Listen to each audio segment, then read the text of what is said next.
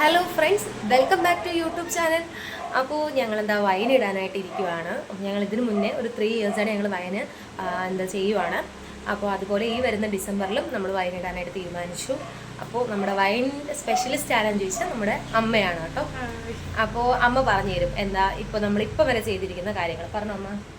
ഞാൻ ഇപ്പോൾ മുന്തിരി വാങ്ങിച്ച് കഴുകി നല്ല വൃത്തിയായിട്ട് വെള്ളം വാർന്നതിന് ശേഷം ഉണരായിട്ടിരിക്കുന്നു. ഇനി അത് ഉണർന്നതിന് ശേഷം ഇപ്പോൾ വെള്ളം തിളപ്പിക്കാൻ വെച്ചിരിക്കുന്നു. അത് തണുത്തതിന് ശേഷം അടുത്തത് പറയുന്നതായിരിക്കും. ഓക്കെ അപ്പോൾ നമ്മുടെ ഫസ്റ്റ് സ്റ്റെപ്പ് എന്ന് പറയുന്നത് മുന്തിരി കഴുകി നല്ല വൃത്തിയായിട്ട് ഒരു കോട്ടൺ തുണിയുടെ പുറത്ത് എന്ത് ചെയ്യണം, മുന്തിരി ഇങ്ങനെ വിതറിയിടണം. മീൻസ് മുന്തിരി ഉണങ്ങി കിട്ടാനായിട്ടാണ്, വെള്ളമെല്ലാം പോയിട്ട് മുന്തിരിയുടെ പുറത്തുള്ള വെള്ളമെല്ലാം പോയതിന് ശേഷം കിട്ടാനായിട്ടാണ് നമ്മളിങ്ങനെ ചെയ്യുന്നത് കേട്ടോ.